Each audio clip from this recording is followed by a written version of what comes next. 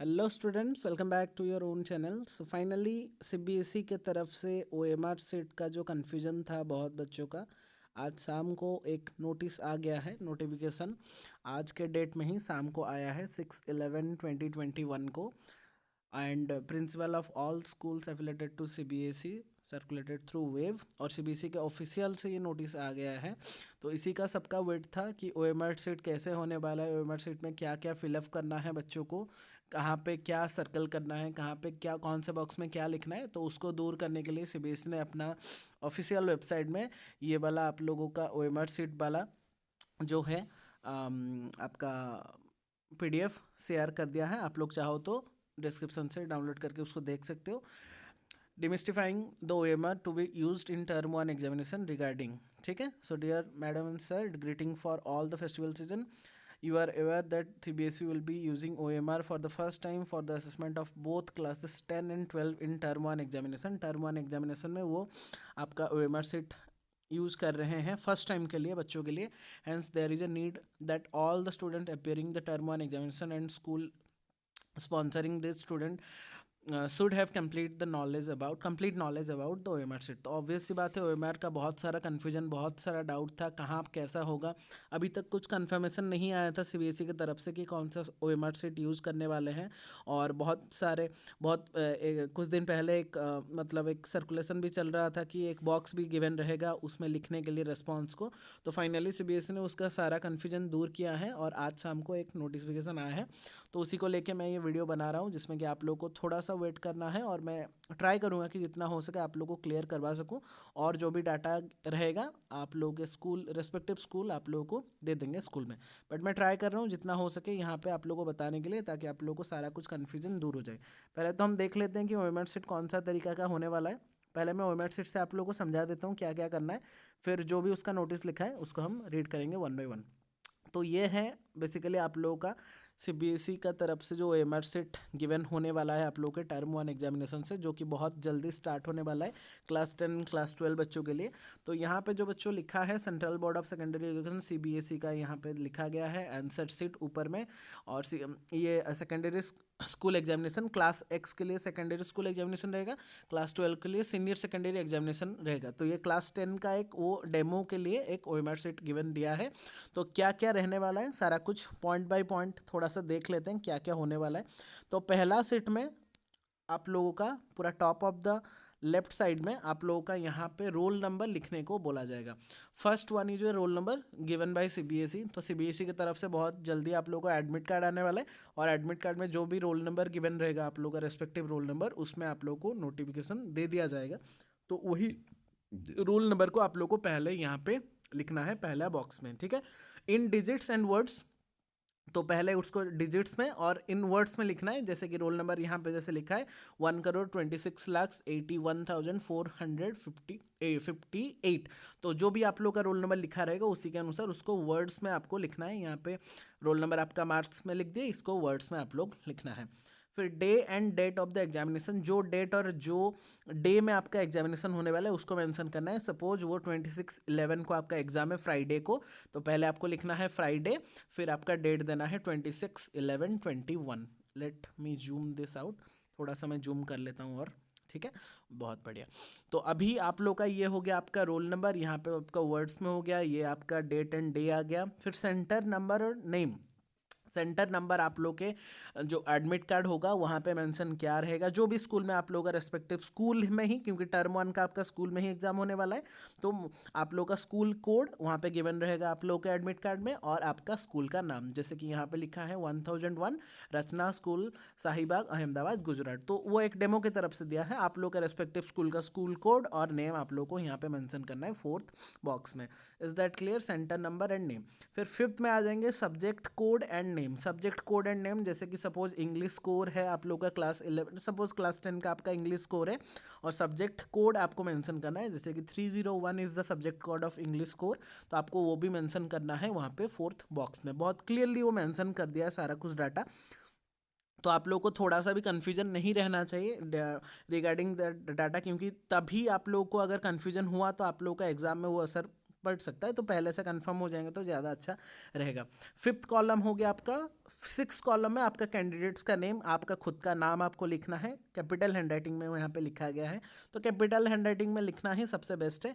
और यहाँ पे ऑलरेडी वो मेंशन कर दिया कि use only blue and black point pen, ठीक है, gel pen is not allowed. So candidate's name में आपका नाम रहेगा, पूरा नाम रहेगा, जैसे कि यहाँ पे राजेश कुमार लिखा गया है। फादर्स नेम, आपके पापा का नाम लिखा रहेगा, पूरा फुल नेम रहेगा with capital handwriting. Then last, at the last, school code and name, school code और नेम। अच्छा, यहाँ पे जो बच्चों को कन्फ्यूजन नहीं होना है कि यहाँ पे सेंटर नंबर और नेम लिखा है, तो मोस्ट प्रोबेबली टर्म 1 का जो है वो स्कूल में ही होने वाला है, तो स्कूल का जो भी नाम रहेगा वही नाम यहाँ पे रहेगा और विथ सेंटर नंबर। और स्कूल कोड और नेम में स्कूल कोड अपना अब खुद का स्कूल कोड एक रहेगा और वही स्कूल का नेम। क्योंकि ये सेंटर नंबर और नेम लिखा जाता है जब आप लोगों का पहले में क्या होता था कि जब आपका बाहर में सेंटर गिरता था, सपोज मेरा स्कूल है एक और लेकिन मेरा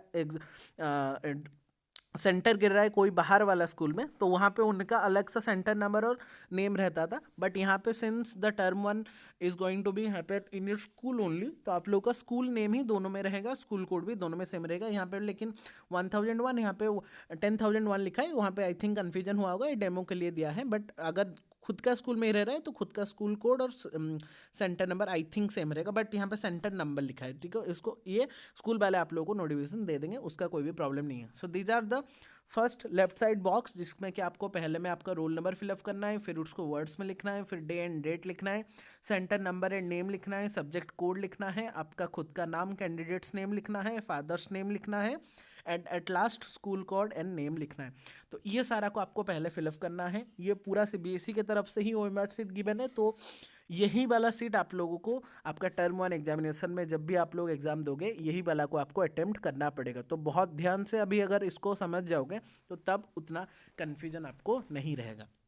अगर हम राइट साइड का बात करें तो राइट साइड में यहाँ पे ऊपर में तो आपका हेडिंग वगैरह है, यहाँ पे एक बार कोड गिवन है जो जहाँ पे कि आई थिंक वो ओएमआर सीट को लोग वहाँ से ही डिटेक्ट कर सकते हैं। ओएमआर नंबर यहाँ पे गिवन है।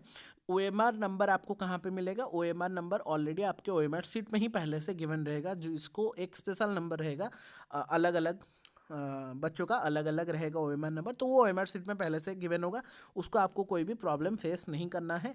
Right code number return on the question paper code. देखो यहाँ पे कन्फ्यूजन नहीं होना है, जब भी आपको क्वेश्चन पेपर मिलेगा, जब आप एग्जाम दे रहे हो तो क्वेश्चन पेपर के ऊपर में क्वेश्चन पेपर कोड लिखा रहेगा। क्वेश्चन पेपर कोड ध्यान से सुनेंगे, क्वेश्चन पेपर कोड लिखा रहेगा जिसको कि आपको यहाँ पे फिलअप करना है। फॉर एग्जाम्पल सपोज यहाँ पे होगा आपका 1, ये 2, ये 3/4 एंड /5, तो ऐसा कुछ कोड रहेगा, उसको आपको यहाँ पे फिलअप करना है। लाइक मैंने यहाँ पे रैंडमली एक 1 2 3 यहाँ पे एक स्लैश दिया है, 4/5, कुछ भी नंबर रह सकता है, उसको आपको जो भी क्वेश्चन पेपर के ऊपर में कोड रहेगा वही सेम कोड को आपको यहाँ पे आपके ओएमआर शीट के ऊपर में फिलअप करना है।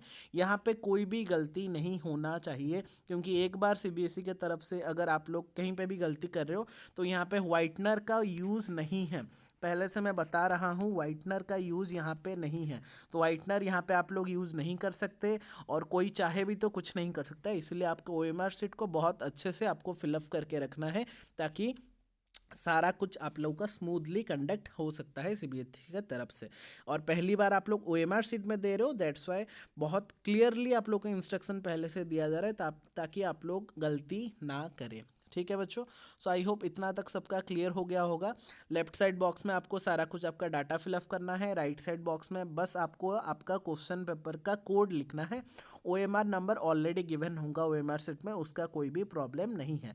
ठीक है, इतना हो गया। फिर यहाँ पे कुछ आपका दिया गया है, ये यहाँ पे मैं थोड़ा सा जूम इन अगर करूँ तो यहाँ पे आप लोगों का कुछ दिया गया है ये वाला बॉक्स में कि some examples of wrong and correct way of marking as follows. तो यहाँ पे ये वाला में मैं ज़्यादा टाइम नहीं ले रहा, क्योंकि ये सबको आपको पता है, अभी स्कूल वाले भी आप लोगों का ओएमआर शीट में क्वेश्चन मतलब आपका टेस्ट ले रहे होंगे, रिवाइज कर रहे होंगे कि कहाँ पे कौन सा रॉन्ग मेथड है कौन सा राइट मेथड है, उसको आपको करना है। जैसे कि आपको पूरा उसको एनसर्कल करना है, थोड़ा भी आधा थोड़ा भी पूरा, अगर वो स्क्वायर हो जा रहा है या फिर कहीं से ऐसे देखो ये वाला दिस जो भी दिख रहा है आप लोगों को यहाँ पे सारा कुछ रॉन्ग मेथड है। ये रॉन्ग मेथड हो गया, मतलब जैसे कि आपको यहाँ पे इसको आपका कर दिए, फिर यहाँ पे क्रॉस कर दिए, ये रॉन्ग मेथड है। यहाँ पे करके इसको क्रॉस कर दिए, रॉन्ग मेथड है। यहाँ पे अगर एक स्क्वायर बना दिए, यहाँ पे इधर ऐसे क्रॉस कर दे रहे हो, या फिर आधा सर्कल कर रहे हो, या फिर थोड़ा सा एक डॉट दे रहे हो, these are the wrong methods, ठीक है। तो आपको ये मेथड अप्लाई नहीं करना है, तो आपका इवैल्यूएशन नहीं होगा। सारा कुछ यहाँ पे डिटेल में सीबीएसई ने दिया है, इसलिए मैं पहले से बता देना चाहता हूँ।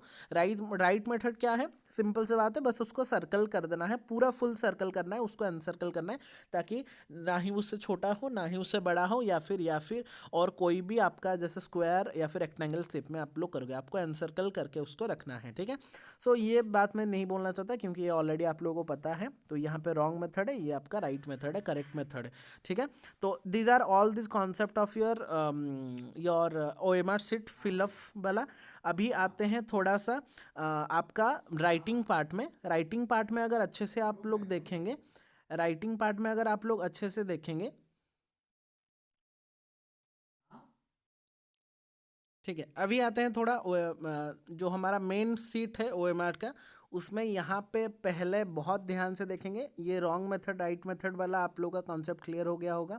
अभी आते हैं यहाँ पे, अगर आप लोग एक बॉक्स देख पा रहे होंगे, यहाँ पे एक बहुत बड़ा सा एक बॉक्स दिया है, जहाँ पे कि festival stamp of your centre superintendent है। जो आपके सेंटर सुपरिटेंडेंट होंगे उनका एक साइन लगेगा यहाँ पे, तो वो आ जाएगा OMR शीट से पहले से, स्कूल वाले वो को उसको प्रोवाइड कर देंगे। इसमें आप लोगों को कुछ भी लिखना नहीं है। तो आप लोगों को अगर कन्फ्यूजन लग रहा है कि सर ये रेड कलर में क्या लिखा गया है, तो ये क्या लिखा गया है मैं आपको बताऊंगा। बट आपको यहाँ पे कुछ भी नहीं करना है, बस यहाँ पे आप लोग के सेंटर सुपरिटेंडेंट जो भी होंगे स्कूल के, उनका सिग्नेचर यहाँ पे रहेगा। तो यहाँ पे आप लोगों का कुछ भी काम नहीं है, तो वो बॉक्स को आप लोग को फिलअप नहीं करना है।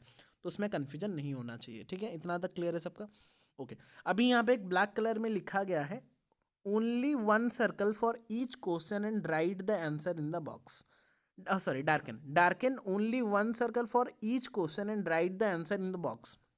जो कन्फ्यूजन बहुत दिनों से था कि बॉक्स मिलेगा या नहीं हम लोग को रेस्पॉन्स के लिए, तो फाइनली सीबीएसई ने आप लोगों को बता दिया इसको, ये पीडीएफ को दे के, कि आप लोगों को एक पर्टिकुलर बॉक्स मिलने वाला है। तो मैं इसको पूरा जूम इन कर दे रहा हूँ और आप लोगों को बताने का ट्राई करता हूँ कि वो क्या बोला है एग्जैक्टली में, कि कहाँ पे क्या करना है। आप लोगों को ध्यान से देखेंगे, पहले बॉक्स में आपका क्वेश्चन नंबर लिखा गया है, ठीक है। पहले यहाँ पे ऊपर में लिखा गया है क्वेश्चन नंबर।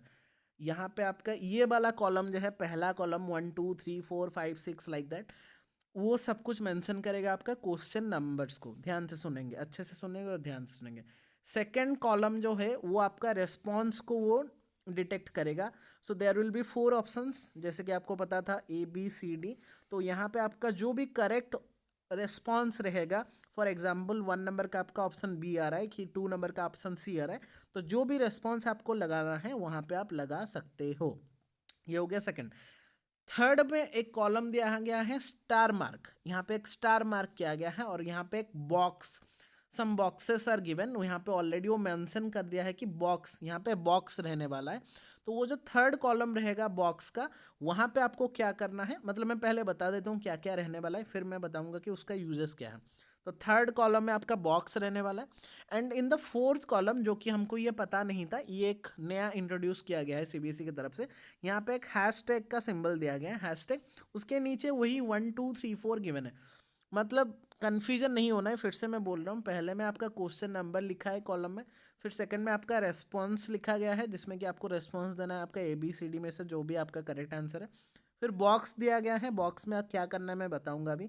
फिर फोर्थ कॉलम में एक हैशटैग दिया गया है, हैशटैग के नीचे भी वही सेम नंबरिंग लिखा गया है जो कि क्वेश्चन नंबर है। जैसे कि क्वेश्चन नंबर 1 में यहाँ पे 1 लिखा गया है, यहाँ पे हैशटैग के नीचे भी 1 लिखा है, यहाँ पे 2 लिखा गया है, उसके नीचे भी उसका 2 लिखा गया है। तो उसका क्या कन्फ्यूजन मैं दूर कर रहा हूँ, पहले इतना तक समझ में आ गया सबको।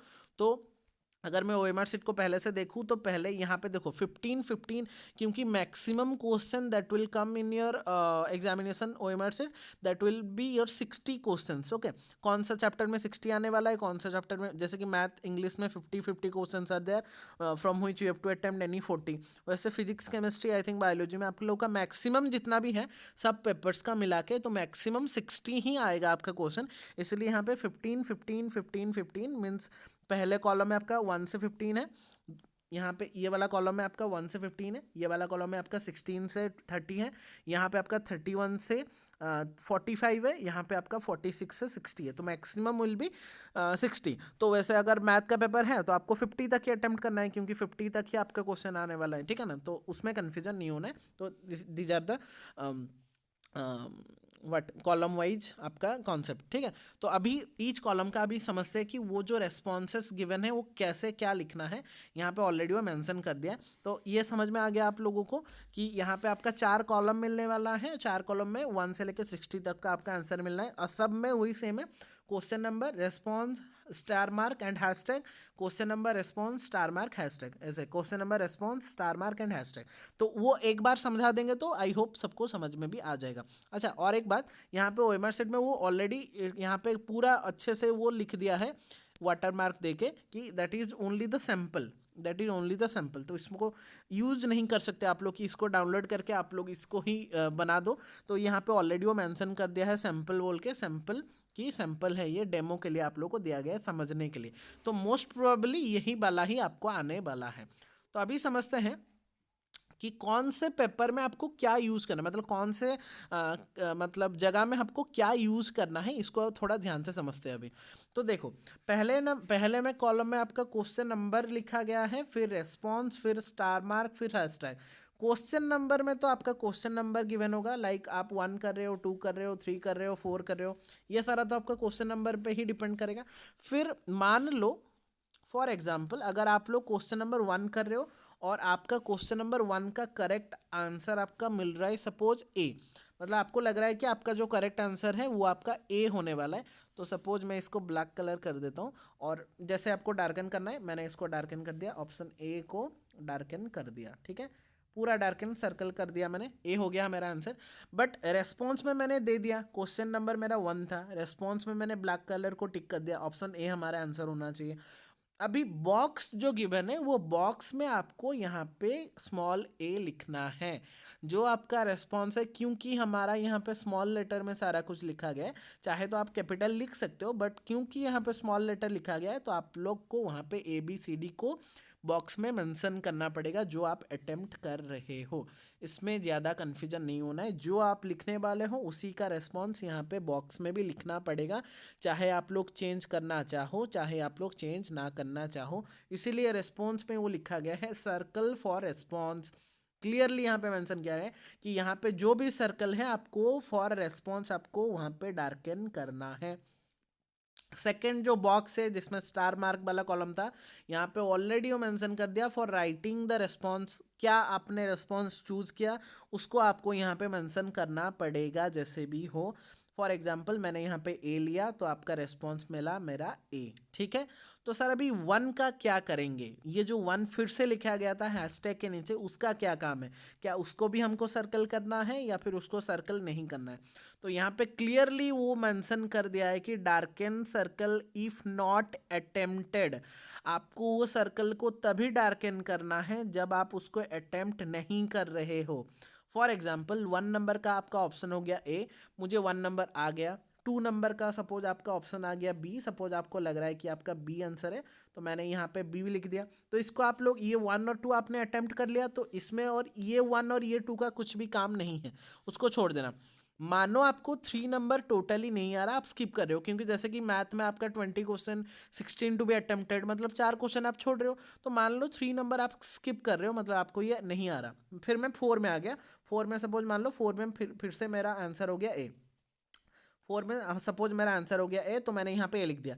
तो सर 3 नंबर का क्या करेंगे, अभी आपको 3 नंबर में क्या करना है, तो 3 नंबर आप अटेम्प्ट नहीं कर रहे हो, तो वो बोल रहा है कि darken the circle if not attempted, अगर आप अटेम्प्ट नहीं कर रहे हो अभी 3 को आपको डार्कन करना है। देखो ये समझ में आया, ये एक नया चीज़ था जो कि हमको भी पता नहीं था पहले से, ये अभी CBSE की तरफ से नोटिस आया कि वो बोल दिया कि मान लो आप डार्कन नहीं कर रहे, मतलब आप उसको अटेम्प्ट नहीं कर रहे हो 3 नंबर वाला क्वेश्चन को, तो उसको डार्कन करना है। इससे क्या हो जाएगा ना, पूरा डिटेल में आपको पता चल जाएगा कि कौन सा ना मार्क आप स्किप किए हो और कौन सा मार्क आप अटेंड किए हो। तो अटेंड वाला जो भी होगा उसको आपको रेस्पॉन्स देना है और बॉक्स में क्लियरली उसको मेंशन करना है। और जो जो नंबर आप अटेम्प्ट नहीं कर रहे हो उसके लिए जो हैशटैग वाला सर्कल है फोर्थ कॉलम में, उसको आपको सर्कल बना के रखना है। क्या इतना तक सबका क्लियर है? ठीक है, इतना ही है छोटा मोटा कॉन्सेप्ट, बस इतना ही ध्यान रखना है। और इसी को लेके अभी जितना भी टेस्ट देने वाले हो इसी को लेके रिवाइज करेंगे इस टाइप का, क्योंकि ऐसा ना होना चाहिए कि आप लोग अभी से कुछ भी प्रैक्टिस ना करो और डायरेक्टली OMR शीट में एग्ज़ाम दो टर्म 1 में, और कहीं ना कहीं आप लोग बहुत सारा रॉन्ग कर लो और फिर एक बार पहला एग्ज़ाम ख़राब हुआ मतलब आप लोग का टर्म 1 का सारा एग्ज़ाम ख़राब हो जाएगा। इसलिए बहुत ध्यान से बहुत पहले से क्लियर हो जाएंगे तो ज़्यादा बेहतर रहेगा। आई होप इतना तक सबका क्लियर है कि 1 नंबर आ रहा है मेरा ए, तो मैंने ए को डार्कन किया रिस्पॉन्स में और स्टार मार्क में ए लिखा। तो यहाँ पे 1 का कोई भी ज़रूरत नहीं है, इसको कुछ भी नहीं लिखना है, उसको स्किप कर देना है, क्योंकि वो तब लिखना है जबकि आपको not attempted, darken the circle if not attempted. 2 number का मुझे लग रहा है बी को मैंने सर्कल किया, ऑप्शन में मेरे रिस्पॉन्स में मैंने स्टार मार्क में लिख दिया बी। 3 मैंने अटेम्प्ट नहीं किया, इसको मैं इसलिए मैंने 3 को डार्कन कर दिया। कहाँ पे? हैशटैग वाला कॉलम में, क्योंकि मैं वो डार्कन करना चाहता हूँ क्योंकि मैंने उसको अटेम्प्ट नहीं किया। 4 का फिर से मुझे ए आता है, तो मान लो suppose my answer is a, so a को मैंने मार्क किया और यहाँ पे डार्कन कर दिया। फिर 5 नंबर, फिर सपोज मुझे 5 नंबर नहीं आ रहा, स्किप कर रहा हूँ, तो स्किप वाला क्वेश्चंस के लिए डार्कन करना है आपको सर्कल को, ये वाला लास्ट सर्कल को, और जो जो आपको आ रहा है उसके रेस्पॉन्स के लिए आपको रेस्पॉन्स में भी डार्कन करना है और उसके बॉक्स में भी आपको उसको क्लियरली मेंशन करना है।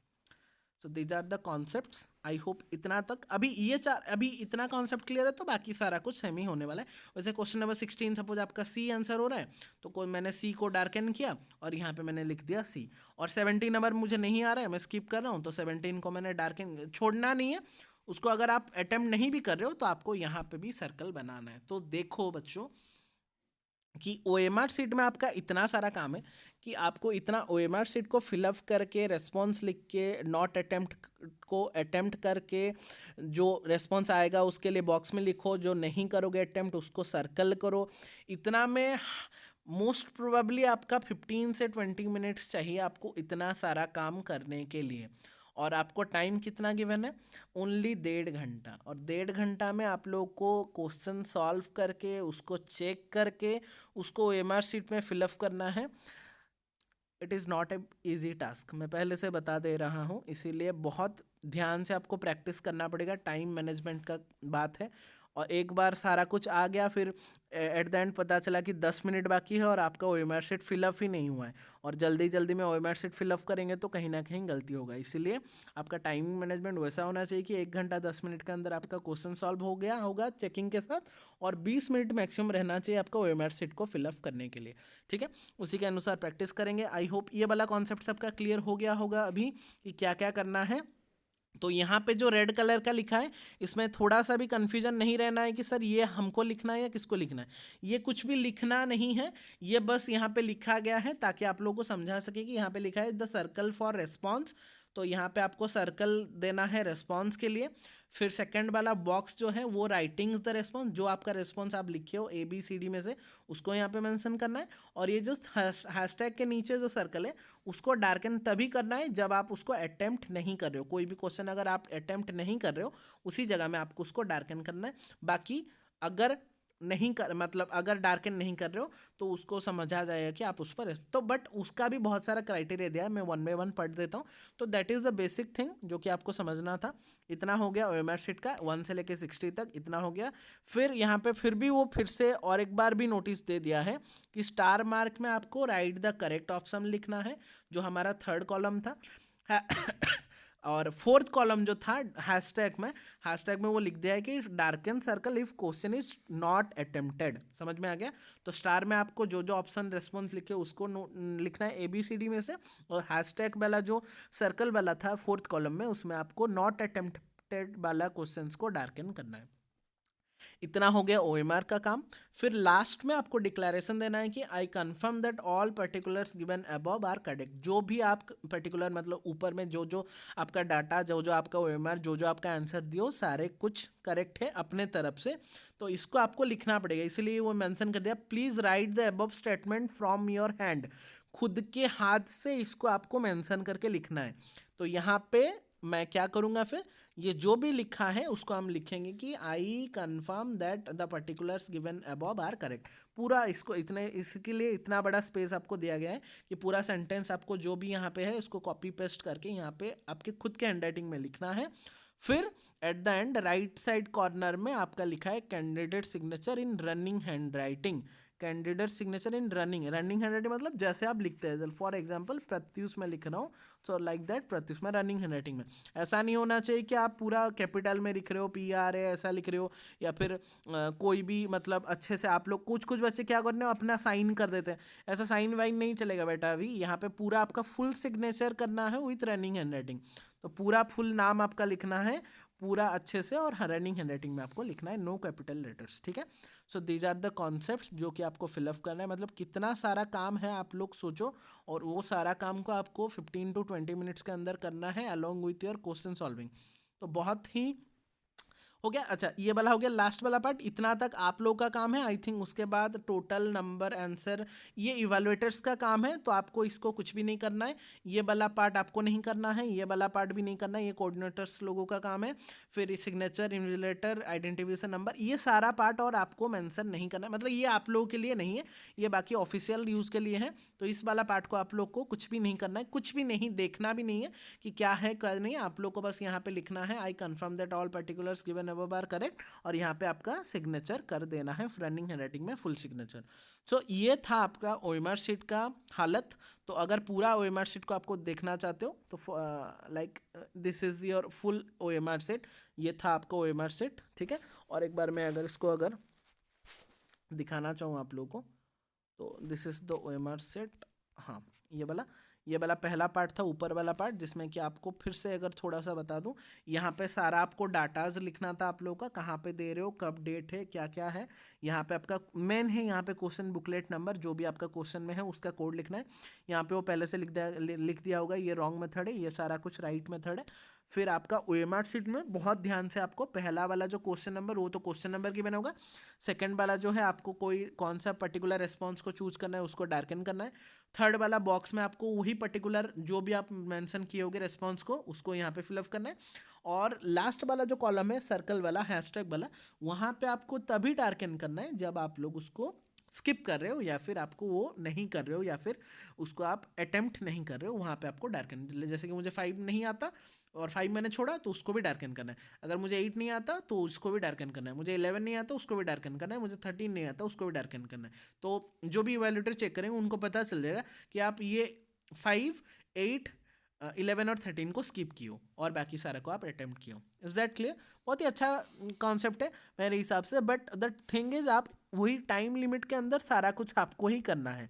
सो दैट्स वाई बहुत इंपॉर्टेंट हो जा रहा है आप लोग को प्रैक्टिस का सारा क्वेश्चंस का, ठीक है। तो वही जितना हमने अभी डिस्कस किया उसी को थोड़ा सा बस ओवरव्यू कर लेते हैं कि क्या क्या लिखा है, या फिर कोई अगर हमने छोड़ दिया होगा उसको डिस्कस कर देंगे। Greeting for all festival season, your ever that CBSE dash dash dash OMR। मतलब मैं इतना सारा नहीं पढ़ रहा, आप लोग को अगर पढ़ना है डाउनलोड करके आप लोग पढ़ सकते हो। मैं बस मेन पार्ट आप लोग को समझा दे रहा हूँ कि यहाँ पे क्लास 10 और 12 का एग्जाम होने वाला है, टर्म वन है, hence there is a need of also. तो ये जो भी डाटा है आपको समझना है, स्कूल के तरफ से वो नोटिफिकेशन जाएगा, बट फिर भी मैंने इसको पूरा अच्छे से आप लोग को मतलब क्या बोलते हैं उसको, समझा दिया, ताकि आप लोग को कॉन्सेप्ट क्लियर हो जाए, ताकि आप लोग OMR शीट में ज़्यादा गलती ना करो। OMR is demystified by provided following information. क्या क्या यहाँ पे आपको प्रोवाइडेड इन्फॉर्मेशन है? A sample copy of OMR enclose with this letter, last में वो एनक्लोज किया है। Detail of the candidate will be pre filled in the OMR। आपको जो जो आपका डिटेल है उसको OMR शीट में फिलअप करना है। Candidate has to write a question paper code, जो कि मैंने बोला question paper code in the upper right corner, जो कि मैं सारा कुछ आपको बता दिया था, उसी को बस वो बता रहे हैं, हम जो डिस्कस कर चुके हैं उसी को बस मैं बता देता हूँ। और एक बार क्वेश्चन पेपर कोड आपको लिखना है अपर राइट कॉर्नर में, in the space provided for the same question paper code will be written in the question paper. Question paper में आपका क्वेश्चन पेपर कोड लिखा रहेगा। Candidate has to write in his in his or her own hand in the space provided. I confirm that all particulars, दो last वाला जो था मैंने ऐसे बोला है, ऑल पर्टिकुलर्स जो आपको पूरा लिखना है अपने खुद के हैंड राइटिंग में पूरा, कि वहाँ पे पूरा इसको मेंशन करना है और राइट साइड में आपका खुद का साइन करना है, and sign in the running handwriting in OMR sheet. हो गया 1 2 3 4 कंप्लीटेड। 5 नंबर में आता है only blue and black pen, यहाँ पे वो पहले से मेंशन कर दिया, only blue and black pen are allowed, ठीक है। Blue and black ball point pen, उसको भी क्लियर होना है, बॉल पॉइंट पेन बोला है, gel pen is not allowed, so blue and black ball point pen is to be used for filling desired information and for the giving responses. Use of pencil is strictly prohibited. बच्चों का एक doubt था कि sir क्या हम pencil use कर सकते हैं, तो इट इज क्लियरली मेंशन यहाँ पे, बहुत ध्यान से दिखेंगे कि स्ट्रिक्टली प्रोहिबिटेड, यहाँ पे आपको पेंसिल अलाउड ही नहीं, अलाउ कर सकते हैं बट वहाँ पे OMR शीट में आपको स्ट्रिक्टली प्रोहिबिट किया जा रहा है कि वहाँ पे आप पेंसिल यूज नहीं कर सकते। If it is found that the candidate had used the pencil for filling OMR, this will be considered as the use of unfair means. समझ पा रहे हो? तो अगर आप लोग पकड़े गए कि आप पेंसिल में कुछ भी वहाँ पे किए हो, तो वहाँ पे आपको अनफेयर मीन्स के तरफ से कंसिडर किया जाएगा and action will be taken against the candidate as per the unfair means rule.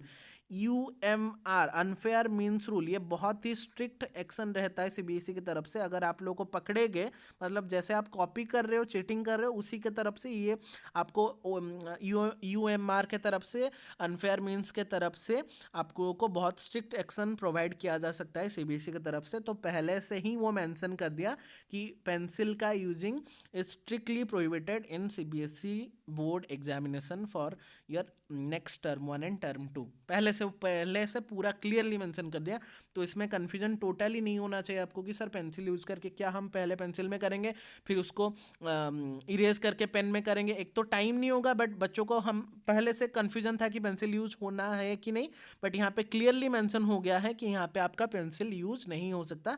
अगर वैसा मिला तो अनफेयर मीन की तरफ से बहुत स्ट्रिक्ट एक्शन कंसिडर किया जा सकता है जो भी उसको यूज़ करने वाला है, तो इसको ध्यान से रखेंगे, पेंसिल नहीं यूज़ करेंगे और blue black ball point only to be used. Clear है बच्चों? 6 नंबर तक आई होप सबका क्लियर हो गया होगा। आते हैं 7 नंबर में, following are the important features of the OMR। OMR में क्या क्या इंपॉर्टेंट फीचर्स रहेंगे उसको थोड़ा सा डिस्कस कर लेते हैं। For example there is a space for answering 60 question, जैसे कि मैंने बोला 60 questions in the OMR sheet, आपका 60 क्वेश्चन रहेगा, मैक्सिमम 60, मतलब जैसे कि मैथ इंग्लिश हो गया वहाँ पे आपका 50 क्वेश्चन होगा, but maximum 60 question in the OMR irrespective the total question given in the question paper of any subject. Candidates will use maximum circles as per the total question given in the, मतलब maximum जैसे कि math English में आपका 50 है तो maximum आपको 50 question तक ही attempt करना है। ऐसा नहीं होना चाहिए कि आपका 50 है बट आप 60 तक अटेम्प्ट कर रहे हो, वैसा नहीं होना चाहिए। Candidate will use maximum question paper given the responses, this should only be in the serial में आप लोग को आपका आंसर को देना है। Answer given after the maximum question number will not be evaluated. अगर आपका मैथ में या फिर इंग्लिश में 50 मार्क का है तो वो 50 के बाद वाला को इवेलुएट नहीं करेंगे, क्लियरली मेंशन कर दिया है। Answer given after the maximum number will not be evaluated, meaning thereby if there are 45 question in same question paper and candidate is changing the question number 46 in OMR and writing this question as 45 and then giving the answer, it will not be evaluated। पूरा clearly CBSE ने English को लिख के आप लोगों को mention कर दिया कि अगर आपके पास 45 क्वेश्चन वाला एक पेपर है, कोई भी पेपर, और आप 45 को ना करके 46 को अटेम्प्ट करके लिख रहे हो कि वहाँ पे आप 45 का आंसर दे रहे हो, तो वहाँ पे वो टोटली उसको इवेलुएट ही नहीं करेगा, it will not be evaluated. बहुत क्लियरली पूरा CBSE ने यहाँ पे आप लोग को सारा कुछ पॉइंट्स को मेंशन कर दिया है, तो आप लोग को कन्फ्यूजन होने का ज़रूरत टोटली नहीं है। इधर उधर से आप लोग सर ये यहाँ से ये पता चला, वहाँ से ये पता चला, उससे ना फ़र्क पड़ के अगर आप लोग ये सर्कुलर को पूरा अच्छे से डीपली जाओगे तो आप लोग को सारा पॉइंट्स क्लियर हो जाएगा। बहुत जगह से बहुत कुछ रॉन्ग इन्फॉर्मेशन भी आएगा, बहुत जगह में बहुत कुछ आप लोग को अलग अलग इन्फॉर्मेशन देंगे, बट जो भी हो ऑफिशियल इन्फॉर्मेशन हमेशा आप लोग को चेक करना है। बस बहकावे में आके इधर कर लेंगे, ये वाला OMR शीट को फिलअप कर देंगे, अभी बहुत लोग आके आपको ये वाला OMR शीट देंगे, इसको यूज़ करो उसको यूज़ करो, बट ऑफिशियली आप लोग को जो दिया जाएगा that will be the final from CBSE, ठीक है। तो थर्ड वाला पॉइंट में अगर हम आएंगे, for giving a response four circle that is A B C D, और स्मॉल लेटर में लिखा गया है उसको ध्यान में रखेंगे। 4 letters A B C D are given in the front of each question in a row. Candidate once confident about the correctness of reply should darken the circle. तो जो आपको करेक्ट लग रहा है उसको डार्कन करेंगे पेन से। After 4 circles are over a box, मतलब ये 4 सर्कल्स हमारा रेस्पॉन्स वाला सेकंड कॉलम था। A box is given in the same row में थर्ड कॉलम का भी बात चल रहा है। Candidates have to write the correct option in the box that is A और बी और सी और D as the answer is. आपका जो भी आंसर है आपके अनुसार ए बी सी डी जो भी आप डार्कन किए होंगे उसको आपको बॉक्स में भी मेंशन करना है क्लियरली। यहाँ पे भी वो मेंशन कर दिया है फोर्थ पॉइंट में। फिफ्थ पॉइंट में बोला after the box again a circle is given ahead of the box where in the question number is also written inside the circle। जैसे मैंने बोला था फोर्थ कॉलम जो था जहाँ पे क्वेश्चन नंबर फिर से लिखा गया था सर्कल वाला हैशटैग के नीचे वाला, उसमें क्या करना है, this circle is to be darkened by the candidate if they have not attempted this question. जो आप अटेम्प्ट नहीं किए हो उसी को डार्कन करना है, जैसे कि मैंने पहले से बता के रखा है। बिट 6 में बोला candidates are advise that first of all they should mark the response by darkening the circle. पहले तो आपको डार्कनिंग द सर्कल करना है जो आप परफेक्टली यूज है। If fully satisfied then they should write a response in the box. बहुत ध्यान से अभी देखेंगे, ये जो लास्ट पॉइंट है बहुत ध्यान से आप लोग को देखना है। फिफ्थ पॉइंट, हम 6 पॉइंट में थे। Candidates are advised that first of all they should mark the response by darkening the circle। पहले तो आपको डार्कनिंग द सर्कल को डार्कन करके उसको रखना है। ये फुल्ली सेटिस्फाइड, अगर आप फुल्ली सेटिस्फाइड है कि क्वेश्चन नंबर 1 का A is the correct answer और मुझे पता है कि ए ही होगा, then they should write the response in the box. मतलब रेस्पॉन्स आपको तब उसके बाद देना है कि आपको आपका आंसर सही है कि ऑप्शन ए है, तो वहां पे आपको ऑप्शन नहीं लेगा। Purpose of giving the box is only that if any candidate wishes to change. तो बॉक्स देने का वही मतलब है, देखो ये ओएमआर सीट इसीलिए फाइनलाइज किया गया क्योंकि पहले ओएमआर सीट में क्या हो रहा था ना, पहले बच्चे ए लिख देते थे फिर बाद में उनको लगता था कि बी होगा, तो वहां पे कोई भी ऑप्शन नहीं दिया जाता था। बट उसी को मद्देनजर रखते हुए बहुत बच्चों का बहुत रॉन्ग हुआ ओएमआर सेट में, उसी को मद्देनजर रखते हुए वहाँ पे एक बॉक्स इंक्लूड किया गया ताकि अगर आप लोग चाहो, यहाँ पे क्लियरली वो लिख दिया है इफ, ये वर्ड पढ़ो, if any candidate wishes to change, अगर आप चेंज करना चाहते हो then change the response the same be written in the box. मतलब ये क्लियरली मेंशन कर दिया कि बॉक्स में आप जो लिखोगे दैट विल बी इवैल्यूएटेड और that will be the final answer. समझ रहे हो? अगर आपका ऑप्शन ए को आप डार्कन कर दिए और आपको लग रहा है फिर से बी है, तो बी को आपको डार्कन तो करना ही है, और अगर बॉक्स में आप पहले से ए लिख दियो और ए को कट करके बी लिखना चाहो तो वो इवैल्यूएट ही नहीं होगा। आपको जो बॉक्स में पहले में रहेगा दैट विल बी इवैल्यूएटेड, उसमें अगर छेड़खानी करना चाहो तो that will not B evaluated. फिर भी यहाँ पे पढ़ लेते हैं और क्या पॉइंट लिखा है, तो पहले से वो बता दिया इफ विशेस टू चेंज, उसी के लिए बॉक्स दिया गया है बिट्स नंबर 6 में। बिट नंबर 7 में वो बोला even if a candidate is satisfied with the darkening circle this response had to be written in the box. जो भी डार्कनिंग में आपका अगर आप लोग पूरा सेटिस्फाई हो तो आपको उसको भी डार्कन करके ए को और ए लिखना है। Candidates have to reply both in circle in a box, both in a circle and in a box. मतलब आपको बॉक्स में अगर किए हो तो बॉक्स में करना है, ए लिखना है, अगर नहीं किए हो तो सर्कल में डार्कन करना है ताकि पता चल जाए कि आप उसको अटेम्प्ट नहीं किए हो। ये भी क्लियर है सबका? अभी अगर बिट 8 में आए, reply written in the box will be treated as final. मैंने बोला जो भी आप बॉक्स में लिखे हो ए बी सी कुछ भी, दैट विल बी इवैल्यूएटेड और दैट विल बी फाइनल। तो उसी को ऊपर में बॉक्स को ज़्यादा इंपॉर्टेंस दिया जाएगा, ना कि आपको ओएमआर। ओएमआर को तो देखेंगे ही बट बॉक्स को ज़्यादा इंपॉर्टेंस दिया जाएगा इसमें। If the box is empty, मान लो वो बॉक्स एम्प्टी है and the response is marked in the circle, it will be considered that the question has not been attempted by the candidate। ये IX वाला point बार बार पढ़ो और समझो। बोला गया है कि इफ बॉक्स इज एम्प्टी, मतलब आप लोग ऑप्शन ए को डार्कन कर दिए बट यहाँ पे लिखना भूल गए ए बॉक्स में, तो it will not be evaluated, it will be considered as not attempting question, मतलब आप अटेम्प्ट नहीं किए हो। मानो आप यहाँ पे सारा, इसीलिए बोला जा रहा है ध्यान से सुनेंगे सारा कुछ। आप लोग मानो ये क्वेश्चन नंबर 1 है, मैंने ऑप्शन दे दिया ए को डार्कन कर दिया, बट यहाँ पे मैंने लिखना भूल गया बॉक्स में, थर्ड बॉक्स में, कि आपको ऑप्शन ए आपका करेक्ट आंसर है। तो अगर आपने यहाँ पे लिखा नहीं, इसको छोड़ के आ गए बॉक्स को, मतलब ये बॉक्स आपने फिलअप नहीं किया, तो आप लोग को बोला जाएगा कि ये आपका इवेलुएट ही नहीं होगा, क्योंकि ये आपका नॉट अटेम्प्टिंग क्वेश्चन में चला जाएगा। कि इसीलिए बोला जा रहा है बॉक्स आपको दिया गया है, मतलब बॉक्स को फिलअप करना है आपको, चाहे आप आपका क्वेश्चन आंसर चेंज कर रहे हो, चाहे आप लोग आपका फुल्ली सेटिस्फाइड वाला आंसर लिख लो, but box is to be filled up. अगर आप बॉक्स छोड़ दे रहे हो बट ओएमआर में यहाँ पे डार्कन कर रहे हो, तो डार्कन वाला को कंसिडर नहीं किया जाएगा, बॉक्स को ही कंसिडर किया जाएगा। तो बहुत इंपॉर्टेंट सा पॉइंट है ये 9th वाला।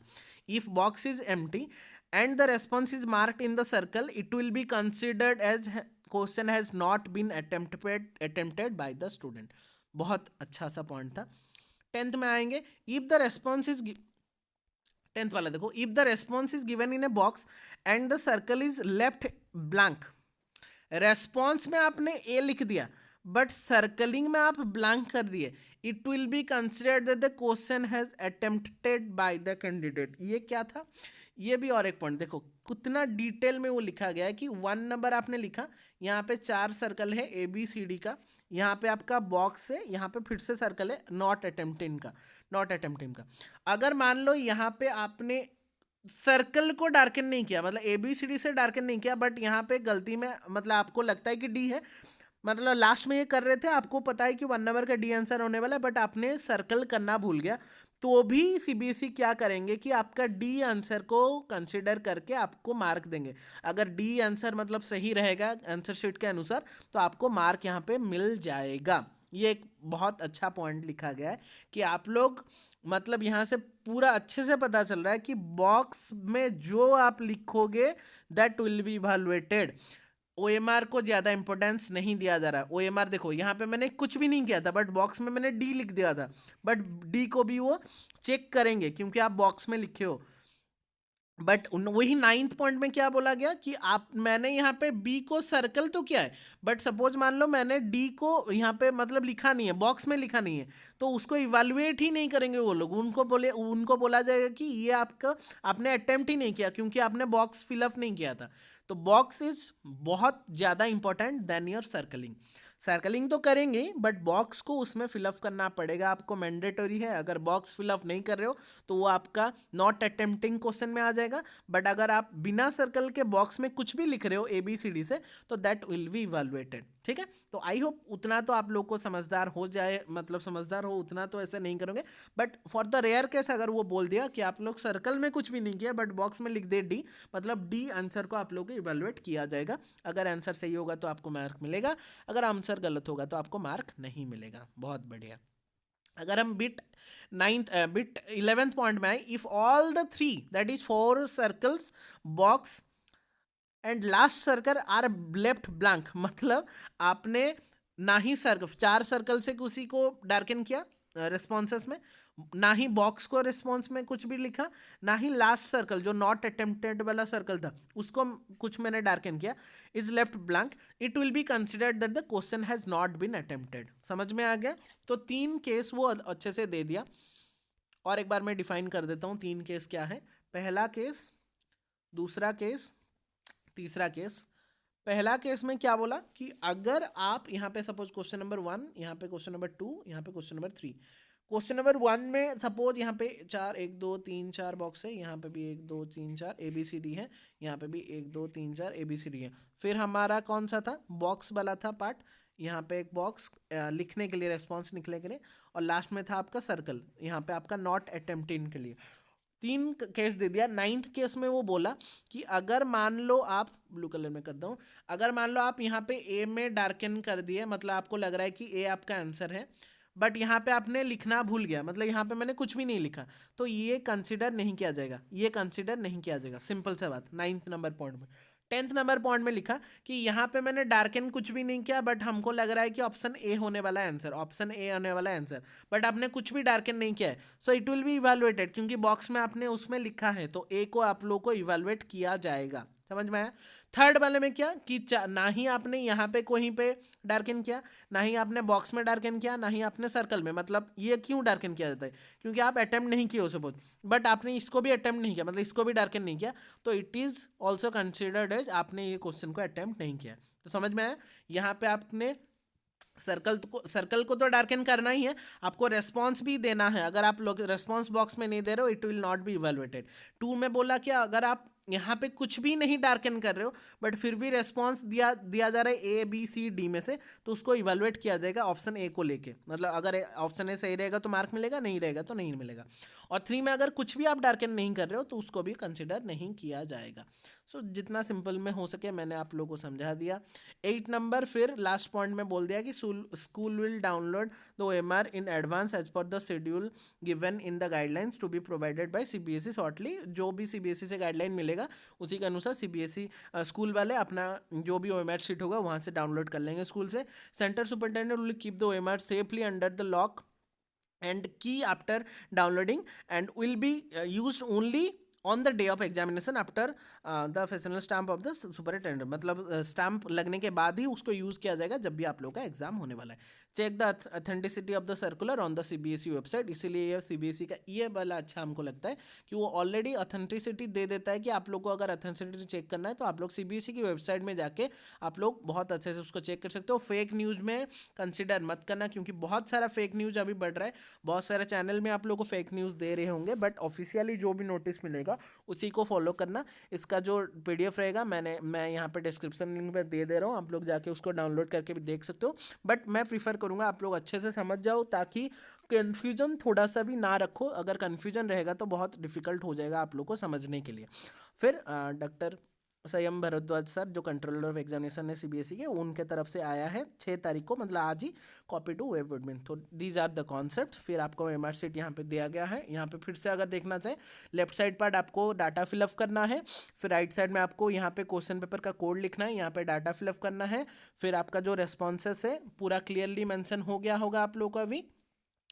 फिर से थोड़ा सा अगर देख लेंगे तो क्वेश्चन नंबर 1 आपको अगर लिखना है तो क्वेश्चन नंबर 1 को आपको डार्कन भी करना है। क्वेश्चन नंबर 1 को आपको डार्कन तो करना ही है, उसके साथ आपको बॉक्स में भी लिखना है। क्वेश्चन नंबर ए मैंने डार्कन किया, यहाँ पे मुझे ए लिखना है। मान लो आपने क्वेश्चन नंबर डार्कन नहीं किया और बी भी लिख दिया, इसको भी इवेलुएट किया जाएगा।